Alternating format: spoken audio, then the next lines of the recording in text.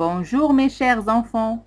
Aujourd'hui, on va commencer par expression orale, intitulée La constellation des gazelles, chapitre 4. Pour commencer notre leçon, je vous demande d'observer le poster devant vous. Et dites-moi, où se passe la scène? La scène se passe dans le désert pendant la nuit. Quels sont les personnages dans ce poster? Les personnages sont Itri, la gazelle, les oiseaux, on l'appelle un brillant. C'est un petit oiseau du Sahara qui aime la compagnie des hommes. On voit encore l'âne qui porte des outres vides sur son dos. Que se passe-t-il? Il y a des bonbons à côté des tris. Voici des bonbons. Elles sont peut-être remplies d'eau. Il y a l'âne, mais on ne sait pas pourquoi. Itri parle avec la gazelle. Les deux cornes d'émeraude sont très brillantes. On voit comme des petites bulles de lumière verte. Voici des bulles vertes qui s'échappent des cornes. Alors les enfants, de quoi l'histoire va-t-elle parler? Oui les enfants? Maintenant, je vous invite à écouter attentivement l'histoire.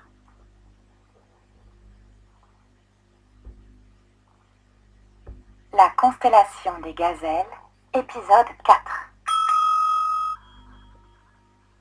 Des djinns sortent de ce puits merveilleux avec des bonbonnes remplies d'eau.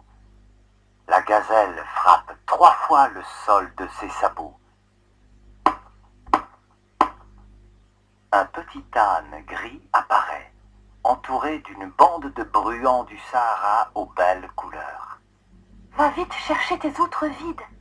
Itri bondit vers le campement, charge le petit âne des outres vides et revient au puits, guidé par les bruants. Toutes les bêtes ont disparu. Il reste les djinns qui l'aident à remplir ses outres. Itri est ébloui. Il remercie la gazelle de lui avoir sauvé la vie.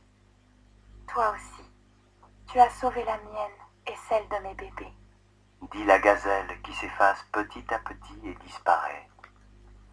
Itri ne voit plus maintenant que ses cornes brillantes dans la nuit. Il les regarde monter doucement dans le ciel, comme des bulles de lumière.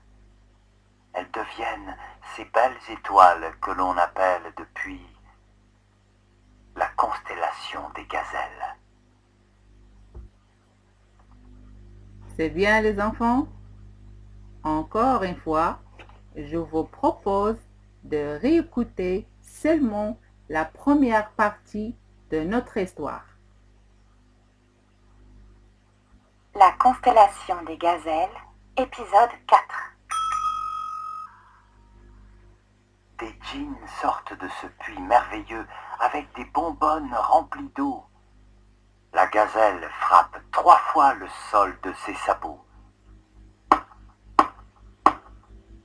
Un petit âne gris apparaît, entouré d'une bande de bruants du Sahara aux belles couleurs. Va vite chercher tes outres vides. Oui les enfants? Où est le puits?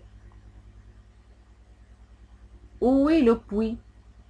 À partir de la lecture des chapitres précédents, Itri se lève une pierre et il entend le bruit d'une cascade d'eau. Alors, le puits se trouve sous la pierre. Voici la pierre. au centre du cercle sous la fumée, à l'endroit où les djinns dansaient. Que font les djinns? Ils apportent de l'eau à Itri. Vous vous rappelez, la gazelle avait dit: il y a de l'eau dans le désert, mais seuls les djinns peuvent la donner. Comment Itri va-t-il transporter l'eau? Il ne prendra pas les bonbons des djinns. Il va chercher ses outres pour les remplir. La gazelle fait apparaître un âne et des oiseaux pour l'accompagner. Passons à la deuxième partie de cette histoire.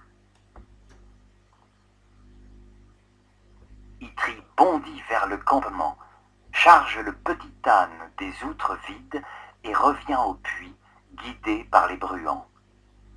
Toutes les bêtes ont disparu. Il reste les djinns qui l'aident à remplir ses outres.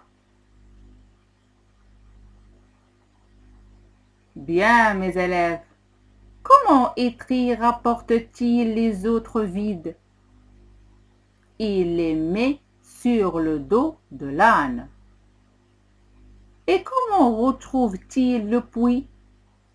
Les oiseaux le guident.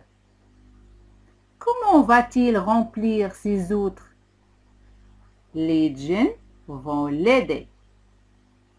En résumé, les djinns apportent de l'eau à Itri. La gazelle lui donne un âne et des oiseaux pour l'accompagner au campement. Il revient avec les outres vides. Les djinns l'aident à les remplir. Je vous laisse maintenant et à la prochaine séance pour terminer notre histoire. Au revoir.